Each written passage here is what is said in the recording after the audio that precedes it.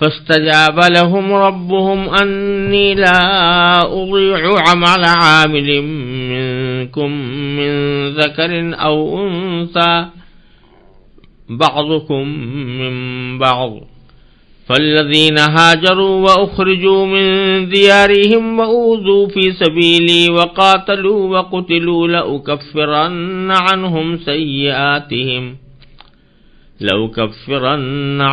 سيئاتهم ولأدخلنهم جنات تجري من تحتها الأنهار ثوابا من عند الله والله عنده حسن الثواب لا يغرنك تقلب الذين كفروا في البلاد متاع قليل ثم مأواهم جهنم وبئس المهاد لكن الذين اتقوا ربهم لهم جنات تجري من تحتها الأنهار خالدين فيها نزلا من عند الله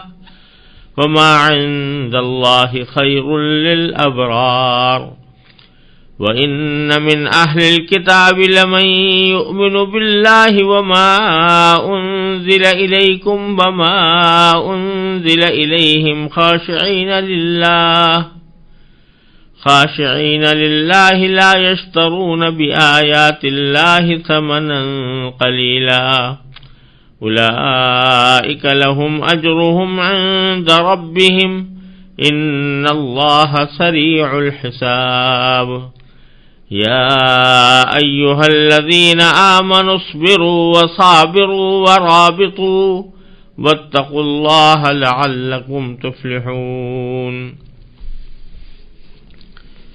ان آیات کریمہ کا ترجمہ یہ ہے، چنانچہ ان کے پروردگار نے ان کی دعا قبول کی اور کہا کہ میں تم میں سے کسی کا عمل ضائع نہیں کروں گا، چاہے وہ مرد ہو یا عورت، تم سب آپس میں ایک ہی جیسے ہو۔ لہذا جن لوگوں نے ہجرت کی اور انہیں ان کے گھروں سے نکالا گیا اور میرے راستے میں تکلیفیں دی گئیں، اور جنہوں نے دین کی خاطر لڑائی لڑی اور قتل ہوئے، میں ان سب کی برائیوں کا ضرور کفارہ کر دوں گا اور انہیں ضرور بالضرور ایسے باغات میں داخل کروں گا جن کے نیچے نہریں بہتی ہوں گی۔ یہ سب کچھ اللہ کی طرف سے انعام ہوگا، اور اللہ ہی ہے جس کے پاس بہترین انعام ہے۔ جن لوگوں نے کفر اپنا لیا ہے ان کا شہروں میں خوشحالی کے ساتھ چلنا پھرنا تمہیں ہرگز دھوکے میں نہ ڈالے۔ یہ تو تھوڑا سا مزہ ہے جو یہ اڑا رہے ہیں، پھر ان کا ٹھکانہ جہنم ہے اور وہ بدترین بچھونا ہے۔ لیکن جو لوگ اپنے پروردگار سے ڈرتے ہوئے عمل کرتے ہیں ان کے لیے ایسے باغات ہیں جن کے نیچے نہریں بہتی ہیں۔ اللہ کی طرف سے میزبانی کے طور پر وہ ہمیشہ ان میں رہیں گے، اور جو کچھ اللہ کے پاس ہے وہ نیک لوگوں کے لیے کہیں بہتر ہے۔ اور بے شک اہل کتاب میں بھی ایسے لوگ موجود ہیں جو اللہ کے آگے عجز و نیاز کا مظاہرہ کرتے ہوئے اللہ پر بھی ایمان رکھتے ہیں،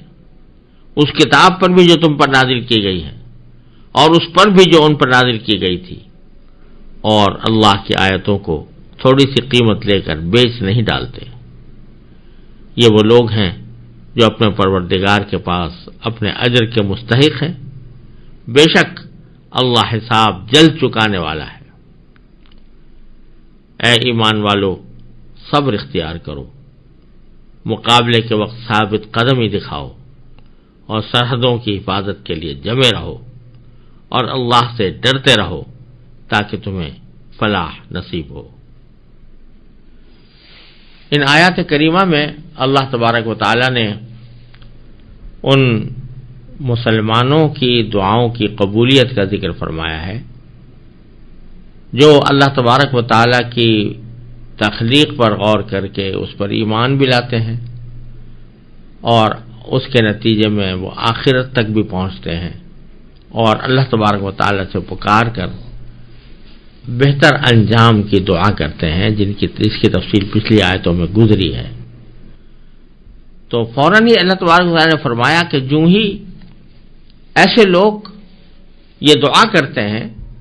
فاستجاب لهم ربهم، تو ان کے پروردگار نے ان کی دعا قبول کر لی، اور قبول کرنے کے نتیجے میں اعلان کر دیا کہ انی لا اضیع عمل عامل منکم، میں تم میں سے کسی کے عمل کو ضائع نہیں کروں گا۔ یعنی جو تم نے ایمان لانے کے بعد جتنے عمل کیے، جو بھی نیکیاں تم سے صادر ہوئیں، ان میں سے کوئی بھی میں ضائع نہیں کروں گا، بلکہ ہر ایک کا بدلہ دوں گا، ہر ایک کا اچھا بدلہ دوں گا، ہر ایک کا انعام دوں گا۔ اور پھر ایک بات بیچ میں اللہ تبارک و تعالی نے اور باتیں فرما دی کہ من ذکر و انثی، تم نے جو عمل کیے ہیں، چاہے تم مذکر ہو، مرد ہو، یا مؤنث ہو، عورت ہو، دونوں میں عمل کے انجام اور اس کے انعام کے اعتبار سے کوئی فرق نہیں، بلکہ اگر مرد نے اچھا عمل کیا ہوگا تو مرد کو اچھا ثواب ملے گا، عورت نے اچھا عمل کیا ہوگا عورت کو اچھا ثواب ملے گا، محض اس بنا پر کہ یہ مرد ہے اس واسطے اس کو کچھ زیادہ دیا جائے، اور یہ محض اس بنا پر کہ یہ عورت ہے اس کو کم دیا جائے، یا برعکس، ایسا نہیں ہوگا، بلکہ مرد اور عورت دونوں کو ان کے عمل کے حساب سے اللہ تعالیٰ اجر عطا فرمائیں گے۔ اور پھر اس بات کو زیادہ وضاحت کے لیے فرما دیا بعضکم من بعض، تم ایک ہی جیسے تو ہو، یعنی مرد اور عورت دونوں اللہ کی مخلوق ہیں، اور دونوں انسان ہیں، دونوں میں بشریت پائی جاتی ہے، لہذا دونوں ایک جیسے ہیں۔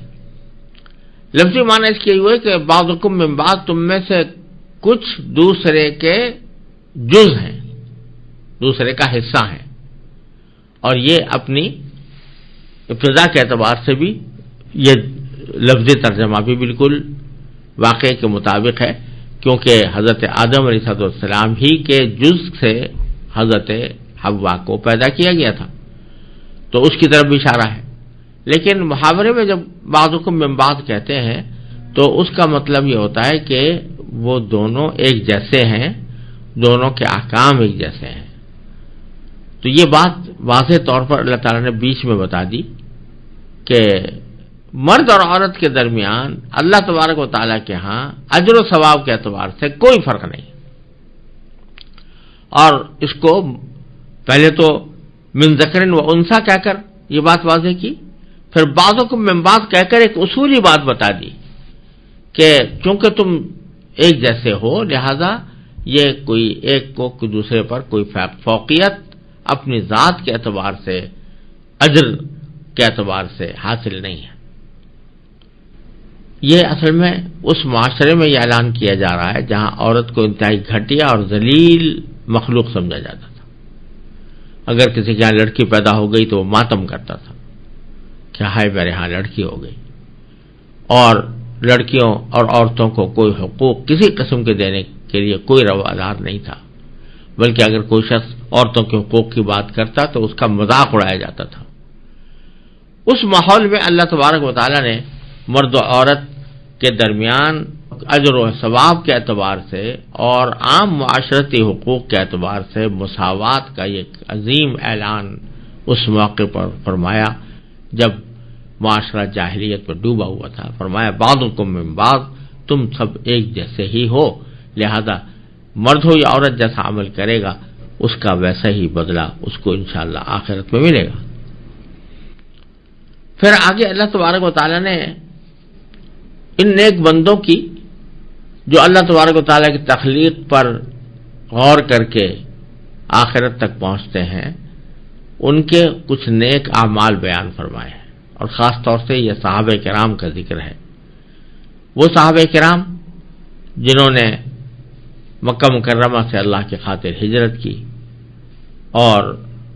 پھر اس کے بعد مدینہ منورہ کے اندر آنے کے بعد بھی اللہ تبارک و تعالیٰ کے دین کی نصرت کے لیے اپنی جد و جہد جاری رکھی، تو ذکر ہے ان کا۔ فرمایا فالذین ہاجروا، لہذا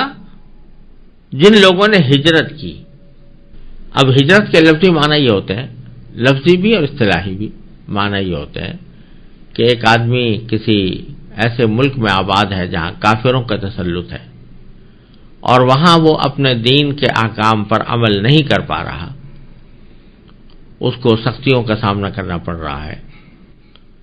غیر مسلم لوگ اسے دین پر چلنے سے رکاوٹ بنتے ہیں، تو ایسی صورت میں اس کو حکم ہے کہ وہ اس جگہ کو چھوڑ کر کسی ایسی جگہ چلا جائے جہاں وہ اپنے دین کی اطمینان کے ساتھ پیروی کر سکے. اور یہی وجہ ہے کہ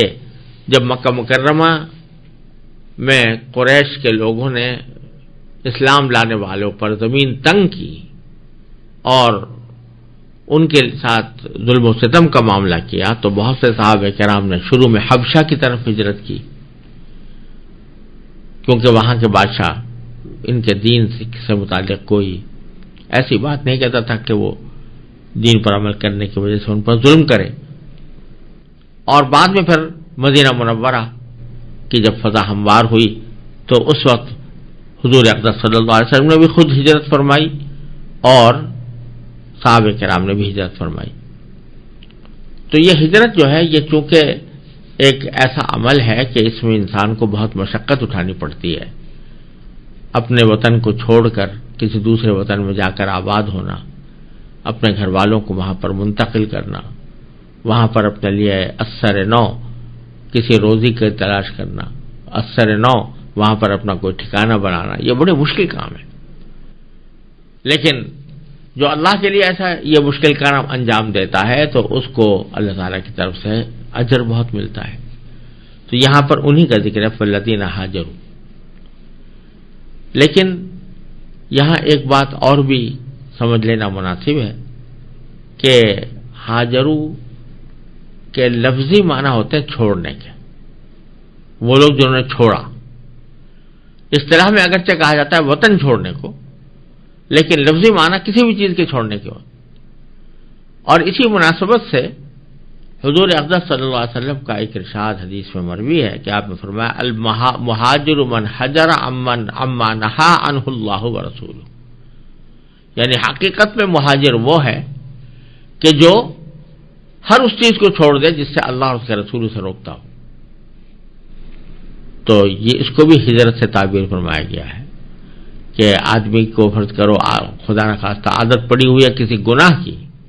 لیکن اللہ تبارک و تعالیٰ کی عظمت کی وجہ سے، اللہ تعالیٰ کے حکم کی تعمیل میں انسان اس عادت کو چھوڑ دیتا ہے، تو یہ بھی ہجرت کا کے صحیح مفہوم میں یہ بھی داخل ہے.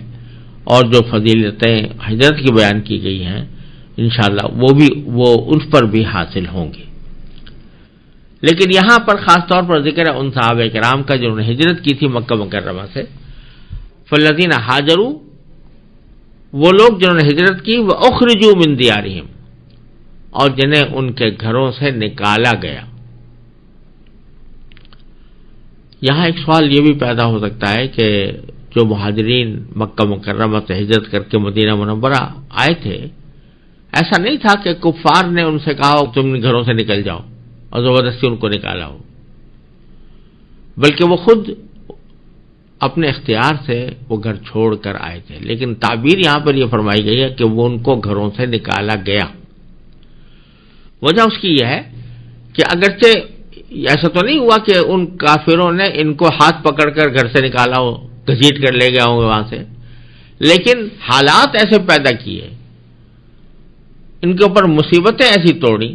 تکلیفیں ایسی ان کو دیں، جس کے نتیجے میں یہ ان کے لیے وہاں پر رہنا ممکن نہیں رہا، اس لیے وہ چھوڑ کر آئے. تو گویا انہوں نے ہی نکالا، تو ان کو ان کے گھروں سے نکالا گیا. وَأُوذُوا فِي سَبِيلِي، اور ان کو میرے راستے میں تکلیفیں پہنچائی گئی. صحابہ کرام کو جو مکی زندگی میں تکلیفیں پہنچائی گئی ہیں اس کی داستان ہر مسلمان کو معلوم ہے. حضرت بلال کے ساتھ کیا ہوا، حضرت خباب بن ارت رضی اللہ عنہ کے ساتھ کیا ہوا، حضرت سمیہ کے ساتھ کیا ہوا. یہ سب حضرات جو ہیں بڑے تکلیفیں انہوں نے برداشت کی تپتی ہوئی ریت کے اوپر ان کو لٹایا جاتا تھا، کوڑے ان پر اوپر برسائے جاتے تھے، وہ سب کی طرف اشارہ ہے جنہوں نے میرے راستے میں تکلیفیں اٹھائی۔ یہاں تک تو ذکر تھا مکی زندگی کے اعمال کا، اور پھر مدنی زندگی کے اعمال میں فرمایا وقاتلوا وقتلوا۔ مدنی زندگی میں پہنچنے کے بعد انہوں نے قتال کیا، یعنی جنگ کی، وقتلوا، اور اس میں شہید بھی ہوئے۔ تو جن حضرات نے اتنے اعلیٰ اعمال انجام دیے ہوں، جنہوں نے کہ ہجرت کی، جن کو ان کے گھروں سے نکالا گیا، جنہیں ان کی تکلیفیں پہنچائی گئیں، اور جن کے ساتھ جنگ کی گئی، اور پھر بالآخر ان میں سے بعض کو شہید کیا گیا، تو لأکفرن عنہم سیئاتہم، تو میں ان کی برائی، ان سب کی برائیوں کا ضرور کفارہ کر دوں گا، ان کی برائیوں کو مٹا دوں گا، اور وَلَأُدْخِلَنَّهُمْ جنات، اور میں ان کو ضرور بالضرور ایسے باغات میں داخل کروں گا کہ تجری من تحتها الانہار، جس کے نیچے سے نہریں بہتی ہوں گی۔ اس میں بھی دو باتیں قابل ذکر ہیں، اور ان کو سمجھ کر آگے بڑھنا چاہیے۔ وہ یہ کہ یہ سچے اور پکے مخلص مسلمانوں اور خاص طور سے صحابہ کرام کا بیان ہو رہا ہے، اور ان کے وہ اوصاف بیان فرمائے جا رہے ہیں جو انہوں نے کائنات کے حقائق پر غور کرنے کے بعد، آخرت کی فکر رکھنے کے بعد جن اعمال کو اختیار کیا، اور جن کو اللہ تعالی نے قبول کر کے ان کو جنت میں داخل کرنے کا وعدہ فرمایا۔ لیکن جو اعمال یہاں پر بیان کیے گئے ہیں ان کے اوپر اگر ایک نظر ڈالی جائے تو وہ اس میں جو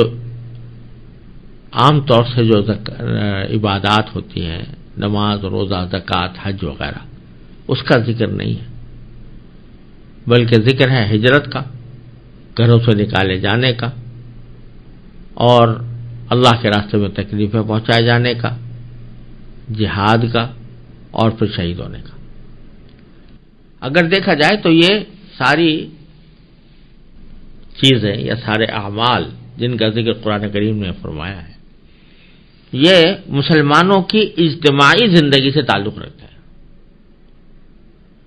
جب مسلمان بحثیت مجموعی کسی جگہ ظلم و ستم کا شکار ہوتے ہیں تو پھر ان کو ہجرت کرنی پڑتی ہے، اور جب کہیں اجتماعی طور پر مغلوب ہوتے ہیں، اقلیت میں ہوتے ہیں، وہاں پر ان کو تکلیفیں پہنچائی جاتی ہیں، اور جب اللہ تبارک و تعالیٰ ان کو قوت عطا فرماتے ہیں، جنگ کی طرح صلاحیت پیدا ہو جاتی ہے، تو پھر وہ قتال بھی کرتے ہیں اور پھر مقتول بھی ہوتے ہیں۔ تو اس سے یہ بظاہر معلوم ہو رہا ہے کہ حضرات صحابہ کرام رضی اللہ تعالی عنہم کی جو عظیم فضیلت آئی ہے، وہ صرف ان کی انفرادی عبادتوں کی بنیاد پر نہیں ہے، بلکہ انہوں نے اجتماعی طور پر جو عبادتیں انجام دیں اور اجتماعی طور پر جو تکلیفیں اور اذیتیں اٹھائیں، ان کی اللہ تعالیٰ کے ہاں بڑی قدر ہے۔ تو اس سے یہ بھی معلوم ہو رہا ہے کہ انفرادی عبادت اپنی جگہ بے شک بڑی عظیم چیز ہے، اور کوئی بھی مسلمان اس سے مستغنی نہیں ہو سکتا، اور کوئی اس کی اہمیت سے انکار نہیں کر سکتا۔ لیکن اجتماعی عبادتیں جس کا فائدہ پوری امت کو پہنچے، جس کا فائدہ بحثیت مجموعی مسلمانوں کے عظیم گروہ کو پہنچے، وہ ایسی ہیں کہ زیادہ قابل تعریف بھی ہیں، اور اللہ تعالیٰ کے ہاں ان کا اجر و ثواب بھی زیادہ ہے۔ دوسری بات جو اس میں قابل ذکر ہے وہ یہ کہ اتنے اچھے اعمال بیان کرنے کے بعد، اتنے سارے اچھے اعمال بیان کرنے کے بعد جو صلہ بیان کیا گیا، اس میں پہلے فرمایا لأکفرن عنہم سیئاتہم، میں ان کی برائیوں کا کفارہ کر دوں گا۔ بے شک اس کے بعد جنت میں داخل کرنے کا بھی ذکر ہے، لیکن پہلی بات جو کی ہے وہ یہ ہے کہ ان کے سیئات کا کفارہ کر دوں گا، ان کی برائیوں کو مٹا دوں گا، یہ پہلے کہا۔ اس سے بعد یہ معلوم ہوئی کہ انسان کتنے بھی اعلی مقام تک پہنچ جائے اور کیسے ہی نیک اعمال کر لے، لیکن وہ سیئات سے خالی نہیں ہوتا، کچھ نہ کچھ برائیاں اسے سرزد ہوتی ہیں، کچھ نہ کچھ خطائیں اس سے سرزد ہوتی ہیں، اور کچھ نہیں تو کم از کم یہی بات کہ وہ اللہ تبارک و تعالیٰ کی عبادت کا پورا حق ادا نہیں کر سکا، یہی بات اس کے لیے ایک سیئہ کی سی حیثیت رکھتی ہے۔ تو اس لیے اللہ تبارک و تعالیٰ کا ثواب حاصل کرنے اور جنت حاصل کرنے کے لیے پہلے لازمی شرط یہ ہے کہ جو سیئات اس سے سرزد ہوئی ہیں یا جو کوتاہیاں اس سے ہوئی ہیں، ان کوتاہیوں کو پہلے معاف کیا جائے، تب وہ جنت میں داخل ہوگا۔ لہذا فرمایا کہ انہوں نے یہ اعمال تو بڑے اچھے انجام دیے، لیکن ان اچھے اعمال کے ساتھ جو کوئی کوتاہیاں لگ گئی تھیں، ہم پہلے اس سے ان کو پاک صاف کر دیں گے کفارہ کر کے، اور پھر ہم ان کو جنت میں داخل کریں گے۔ اس سے یہ بات سبق مل رہا ہے کہ کوئی انسان کتنی ہی عبادت کر لے، کتنے ہی اچھے کام کر لے، لیکن اس کو ساتھ ساتھ اللہ تبارک و تعالیٰ سے اپنی مغفرت کی اور اپنے سیئات کے کفارے کی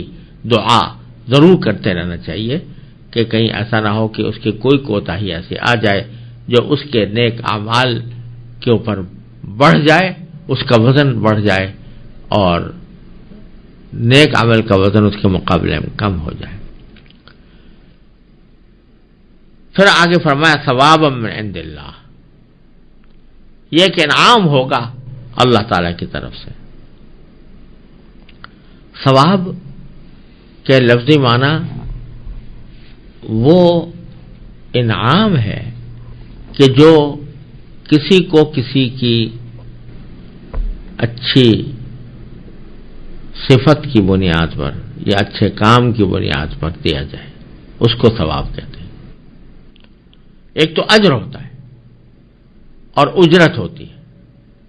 وہ تو کسی بھی انسان کے عمل کا جو معاوضہ، اس کی جو حقیقی قیمت ہے وہ ادا کی جائے تو وہ اجر ہے یا اجرت ہے۔ لیکن اگر کسی کو اس کے عمل کے بنا پر اس کے استحقاق سے بھی زیادہ دیا جائے انعام کے طور پر، تو یہ ثواب ہے۔ تو ثواب کے اندر ایک پہلو انعام کا موجود ہے، اجر میں ایک پہلو اجرت کا ہے اور ثواب میں ایک پہلو انعام کا ہے۔ تو یہاں اللہ تبارک و تعالیٰ فرما رہے ہیں کہ یہ جو ہم ان کو دیں گے یہ ثواب کے طور پر ہوگا اللہ کی طرف سے، واللہ عندہ حسن الثواب، اور اللہ ہی ہے جس کے پاس بہترین انعام ہے۔ یہ سب کچھ بیان کرنے کے بعد کسی کے دل میں یہ خیال ہو سکتا تھا کہ بے شک آخرت میں تو یہ وعدے کر لیے گئے مسلمانوں سے، لیکن جب دنیا کے حالات پر ہم نظر ڈالتے ہیں تو یہاں تو مسلمان ایسا نہ لگتا ہے کہ فقر و فاقے کا شکار ہیں، دنیاوی اعتبار سے ان کے پاس کوئی ساز و سامان نہیں ہے، ان کے مکان ٹوٹے پھوٹے ہیں، کچے ہیں، ان کی سڑکیں کچی ہیں، ان کے شہر ایسے ہیں کہ جو گاؤں کسی شکل جس میں نظر آتی ہے۔ اور اس کے برخلاف جب ہم کافروں کو دیکھتے ہیں، قیصر و کسریٰ کو دیکھتے ہیں اور خود مشرکین مکہ کو دیکھتے ہیں تو بڑے خوشحال ہیں، ان کے اعلیٰ درجے کے مکانات بھی ہیں، ان کے پاس ساز و سامان بھی بہت ہے، کھانے پینے کے اشیاء بھی بہت ہیں، تو بڑی خوشحالی کی زندگی گزار رہے ہیں۔ تو یہ کیا وجہ ہے کہ جو اللہ کے ماننے والے ہیں وہ تو تنگی میں رہیں اور کافر لوگ جو ہیں وہ خوشحالی میں جائیں؟ اس کا جواب دیتے ہوئے اللہ تعالیٰ فرماتے ہیں وَلَا يَغُرَّنَّكَ، تمہیں ہرگز دھوکے میں نہ ڈالے۔ کیا دھوکے میں نہ ڈالے؟ تَقَلُّبُ الَّذِينَ كَفَرُوا فِي الْبِلَادِ، کہ جن لوگوں نے کفر اپنا لیا ہے ان کا شہروں میں خوشحالی کے ساتھ چلنا پھرنا، یہ تمہیں دھوکے میں نہ ڈالے۔ کیوں؟ اس لیے کہ متاع قلیل، یہ تھوڑا سا مزہ ہے جو یہ اڑا رہے ہیں دنیا میں. متاع قلیل ثم مأواہم جہنم، پھر ان کا ٹھکانہ جہنم ہے. وبئس المہاد، اور وہ بہت بڑا بچھونا ہے.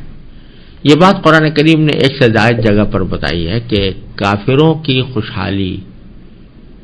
دیکھ کر بعض مسلمان شک میں پڑ جاتے ہیں کہ کیا وجہ ہے. تو حقیقت یہ ہے کہ اللہ تعالیٰ نے دنیا کے اندر ان کو جو خوشحالی دی ہے وہ اس لیے کہ آخرت میں ان کا کوئی حصہ نہیں. مسلمانوں کو اگر فرض کرو کہ یہاں کچھ بدحالی ہو، معاشی اعتبار سے آدمی بدحال ہو، تو یہ وقت چند دن میں گزر جائے گا، اور جب قیامت میں پہنچیں گے، آخرت میں پہنچیں گے، تو یہ ساری زندگی جو ہے وہ پل بھر کی زندگی معلوم ہوگی. تو اس لیے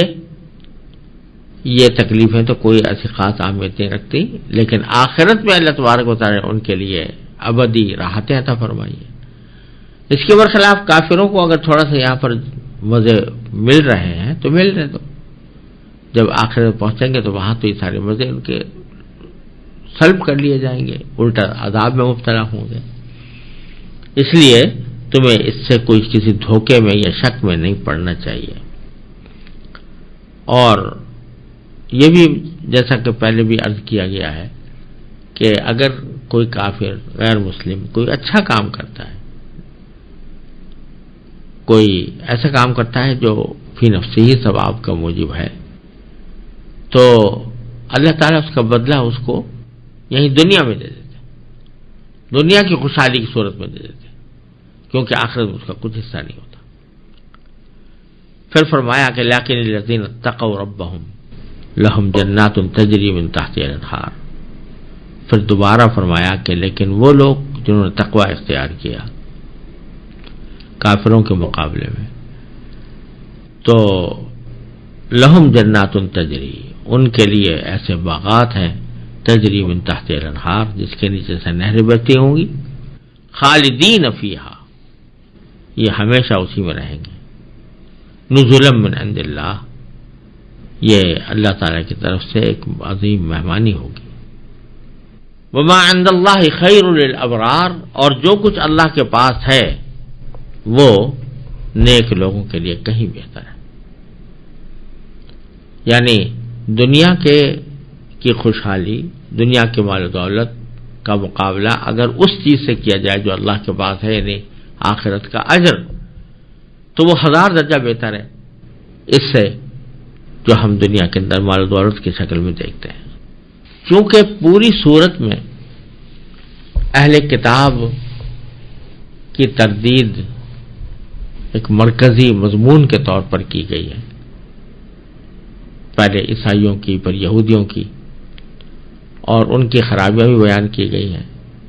ان کے بدعنوانیوں کا بھی تذکرہ کیا گیا ہے. تو اب اللہ تعالیٰ آخر میں یہ فرماتے ہیں کہ سارے اہل کتاب ایسے نہیں ہیں، بلکہ اہل کتاب میں کچھ لوگ وہ ہیں کہ جو اللہ تعالیٰ کے خوف سے حق کی بات کو تسلیم کرتے ہیں.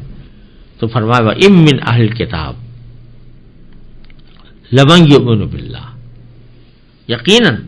اہل کتاب میں سے وہ بھی لوگ ہیں کہ جو اللہ پر ایمان رکھتے ہیں. وَمَا أُنزِلَ إِلَيْكُمْ، اور اس کتاب پر بھی ایمان رکھتے ہیں جو اے مسلمانوں تم پر نازل کی گئی.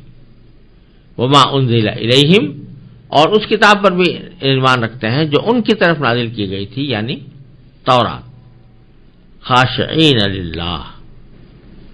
اور اللہ تعالیٰ کے آگے عجز و نیاز کا مظاہرہ کرتے ہیں. لا یشترون بآیات اللہ ثمنا قلیلا، اور اللہ کی آیتوں کو تھوڑی سی قیمت لے کر بیچ نہیں ڈالتے. یعنی ان لوگوں کا طرز عمل جو ہے وہ دوسرے اہل کتاب سے بالکل مختلف ہے.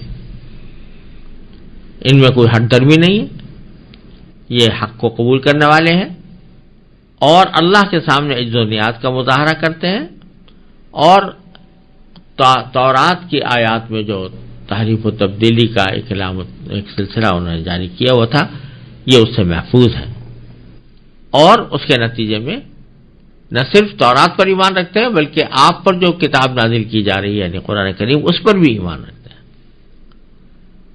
تو اولئک لہم اجرہم عند ربہم، یہ وہ لوگ ہیں کہ جو اپنے پروردگار کے پاس اپنے اجر کے مستحق ہیں۔ ان اللہ سریع الحساب، کسی کو یہ خیال ہو کہ اجر کے وعدے تو کیے جا رہے ہیں لیکن منزل تو بڑی دور ہے، کیونکہ حساب کرنے خود حساب کرنے کا جب مرحلہ آئے گا اور پدموں انسانوں کا حساب کتاب ان کی ساری زندگی کا کرنے میں کتنا وقت لگے گا، تو اللہ تعالیٰ اس خیال کی وسوسے کی تردید کرتے ہوئے فرماتے ہیں اولئک لہم اجرہم عند ربہم ان اللہ سریع الحساب، کہ بے شک اللہ تعالیٰ جلد حساب چکانے والا ہے، یعنی حساب کرنے میں کوئی اتنی دیر نہیں لگے گی کہ جس کے نتیجے میں خامخواہ لوگوں کو بہت غیر معمولی بلا جواز انتظار کرنا پڑے۔ یہ کہنے کے بعد پھر آخر میں ایک ایسی جامع آیت اللہ تعالیٰ نے نازل فرمائی ہے جو پورے دین کو شامل ہے۔ فرمایا یا ایھا الذین آمنوا اصبروا، اے ایمان والو صبر اختیار کرو، وصابروا، اور مقابلے کے وقت میں ثابت قدمی دکھاؤ، ورابطوا، اور سرحدوں کی حفاظت کے لیے جمے رہو، واتقوا اللہ، اور اللہ سے ڈرتے رہو، لعلکم تفلحون، اس کے نتیجے میں تمہیں فلاح حاصل ہوگی۔ یہاں چار چیزوں کا حکم دیا گیا، ایک صبر، ایک مصابرت، اور ایک مرابطہ۔ صبر کا ذکر پہلے بھی گزرا ہے، جس کا خلاصہ یہ ہے کہ صبر کے معنی ہے انسان کا اپنی خواہشات کے خلاف اپنے نفس کو مجبور کر کے کوئی عمل کرنا یا نہ کرنا۔ جیسے نماز پڑھنے کو دل نہیں چاہ رہا تھا، خواہش ہو رہی تھی کہ میں نماز قضا کر دوں، لیکن اس خواہش کو کچل کر آدمی نے اپنے آپ کو آمادہ کیا اور نماز پڑھی، یہ صبر ہے، صبر علی الطاعہ اس کو کہتے ہیں۔ دوسرا یہ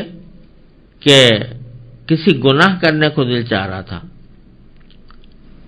ذہن میں اس کی خواہش پیدا ہو رہی تھی، لیکن آدمی نے اس خواہش کو کچل کر اپنے آپ کو گناہ سے بچا لیا، تو یہ صبر علی المعصیہ کہلاتا ہے۔ تیسرا یہ کہ انسان کو کوئی تکلیف پیش آئی، کوئی پریشانی لاحق ہوئی، اس پر اللہ تعالیٰ کی تقدیر کا شکوہ کرنے کا خیال آیا والعیاذ باللہ، لیکن آدمی نے اس خیال پر عمل نہیں کیا بلکہ اللہ تعالیٰ کی تقدیر پر آدمی راضی رہا، تو یہ صبر علی المصیبہ اس کو کہتے ہیں۔ تینوں چیزوں کے کو یہ جامع ہے، اور صبر کی بڑی فضیلت قرآن کریم میں جگہ جگہ بیان فرمائی، انما یوفی الصابرون اجرہم بغیر حساب، اور جنت جو ہے وہ در حقیقت صبر ہی کا صلہ ہے، وجزاہم بما صبروا جنتا وحریرا، سورہ دہر میں فرمایا گیا۔ تو ایک تو حکم دیا ہے صبر کا، دوسرا صابرو، صابرو کے معنی مصابرت سے نکلا ہے، اس کے معنی اصل میں ہوتے یہ ہیں کہ آدمی کسی مقابلے کے وقت میں ثابت قدمی دکھائے، دشمن سے مقابلہ ہو گیا تو اسے پیٹ پیر کر نہ بھاگے بلکہ ثابت قدمی دکھائے، اس کو مصابرہ کہتے ہیں۔ اور ساتھ میں بعض حضرات نے یہ بھی کہا ہے کہ مصابرہ جو ہے یہ صبر کا مبالغے کا صیغہ ہے، یعنی صبر تو ہے ہی بہت اچھی چیز اور اس کا حکم دیا گیا ہے، لیکن آگے بڑھ کر صبر کی ایک اعلیٰ درجے کی کیفیت کو حاصل کرنا، اس کو مصابرت کہتے ہیں، اس کا حکم دیا گیا ہے کہ وہ حاصل کرو، یعنی رفتہ رفتہ میں صبر کی صفت کو بڑھاتے چلے جاؤ تاکہ اس میں مبالغہ پیدا ہو جائے، یہ معنی بھی ممکن ہے۔ اور تیسری چیز فرمائے ورابطو، کہ سرحدوں کی حفاظت کے لیے جمے رہو. یہ رباط کا لفظ قرآن کریم میں بھی اور احادیث میں بھی بہت سی جگہوں پر آیا ہے. اس کے اصل میں رباط نکلا ہے ربط سے. ربط کے معنی ہوتے ہیں باندھنا. تو اصلی معنی تو باندھنے کے ہیں، لیکن عام طور سے رباط یا مرابطہ یہ الفاظ استعمال ہوتے ہیں سرحدوں کی حفاظت کے لیے، پہرا دینے کے لیے. ابھی دشمن نے حملہ کیا نہیں ہے، لیکن اندیشہ ہے کہ کسی وقت حملہ کر دے، تو اس وقت جو پہرے دیے جاتے ہیں اس کو رباط اور مرابطہ کہتے ہیں. اور اس کی بڑی فضیلت حدیث میں آئی ہے. قرآن کریم نے تو یہاں پر حکم دیا ہی ہے، لیکن احادیث میں رسول کریم صلی اللہ علیہ وسلم نے رباط یوم ولیلۃ خیر من الدنیا وما فیہا، ایک دن ایک رات کا پہرا دینا اللہ تعالیٰ کے راستے میں جہاد میں پہرا دینا، یہ دنیا و ما فیہا سے بہتر ہے. اتنی فضیلت بیان فرمائی. اور حضرت کعب ابی بن کعب رضی اللہ تعالیٰ عنہ سے ایک روایت ہے کہ رسول اللہ صلی اللہ علیہ وسلم نے فرمایا کہ مسلمانوں کی کمزور سرحد کی حفاظت اخلاص کے ساتھ کرنا ایک دن یا رمضان کے علاوہ دوسرے دنوں میں کرنے کا ثواب 100 سال کے مسلسل روزوں اور شب بیداری سے بھی افضل ہے. اتنی فضیلت اللہ نے اس کی بیان فرمائی ہے. اور اللہ تبارک و تعالیٰ نے اس عمل میں بڑے انوار و برکات بھی رکھے. تو یہاں اللہ تبارک و تعالیٰ نے مسلمانوں کو یہ حکم دیا ہے کہ خود بھی صبر سے کام لیں، دشمن کا مقابلہ ہو تو ثابت قدمی کا مظاہرہ کریں اور اپنی سرحدوں کی حفاظت کریں. اور سرحدوں کی حفاظت کی بڑی عظیم فضیلت بھی بیان فرما دی ہے. اور چونکہ معنی اس کے یہ ہوتے ہیں کہ آدمی اپنے آپ کو باندھ کر پہرا دے، تو اس سے ایک اور مفہوم کی طرف بھی اشارہ ہوتا ہے، اور وہ یہ کہ انسان اپنے نفس کو باندھ کر اپنے نفس اور شیطان کے حملوں سے پہرا دے کہ وہ اس کے اوپر حملہ نہ کر سکے. کوئی ایک طرح سے جغرافیائی سرحدوں کے ساتھ انسان کی ایمانی سرحدوں کی حفاظت کرے، تو اس کو بھی رباط میں شامل کیا جا سکتا ہے. اور بعض ایسے افعال کو بھی احادیث میں رباط کہا گیا ہے کہ جو انسان کے نفس پر شاق گزرتے ہیں، مشکل معلوم ہوتے ہیں، لیکن انسان اللہ تعالیٰ کی خوشنودی کی خاطر ان کو انجام دیتا ہے، تو اس کو بھی حدیث میں رباط فرما دیا گیا ہے. مثلا حدیث میں ہے کہ کوئی شخص ایسے حالت میں وضو پورا کرے جبکہ وضو کرنے میں انسان کو بہت سخت تکلیف ہو رہی ہو، فرض کیجیے سردی پڑ رہی ہے، برفانی ہوائیں چل رہی ہیں اور پانی برف کی طرح ٹھنڈا ہے، اور اس وقت میں آپ کو وضو کرنے کی نوبت آ جاتی ہے. تو یہ وضو جو اس حالت میں کیا جا رہا ہے، الوضو المکارہ سے اس کو تعبیر کیا گیا، جبکہ وضو کرنا بہت ناگوار ہوتا ہے، اس وقت میں آدمی نے وضو کیا، تو اس کو بھی حدیث میں رباط یعنی رباط کے حکم میں قرار دیا گیا ہے. جس سے یہ معلوم ہوتا ہے کہ یہ فضیلت جو رباط کی بیان فرمائی گئی ہے، یہ ہر اس عمل کے اندر بھی فی الجملہ حاصل ہو سکتی ہے کہ جس میں انسان اپنے نفس کے اوپر کوئی زبردستی کر کے کوئی طاعت انجام دے یا کسی معصیت سے اپنے آپ کو روکے. اور پھر سب کا خلاصہ آخر میں فرمایا واتقوا اللہ، اور اللہ سے ڈرو، یعنی تقوی اختیار کرو. تقوی کی بھی تفصیل متعدد آیتوں میں پہلے گزر چکی ہے، اور ان سب کا انجام بتلایا کہ لعلکم تفلحون، تاکہ تم فلاح پاؤ، تمہیں فلاح نصیب ہو. اور فلاح بھی ایسا کلمہ ہے کہ جس میں دنیا اور آخرت دونوں کی بہتریوں کی تمام صورتیں اس میں داخل ہو گئی. تو جب ہم یہ دعا مانگتے ہیں کہ اللہ ہمیں فلاح عطا فرما، یا اللہ تعالیٰ فرماتا ہے لعلکم تفلحون، تو اس کے اندر دنیا و آخرت کی تمام نعمتیں جمع ہو جاتی ہیں. تو یہاں پر اللہ تعالیٰ فرما رہے ہیں کہ اگر یہ 4 کام تم نے کر لیے، ایک تو صبر، ایک مصابرہ، ڈٹے رہنا مشرکین کے مقابلے میں، اور مرابطہ، رباط اور تقوی، یہ 4 کام کرو گے تو لعلکم تفلحون، تمہیں فلاح انشاءاللہ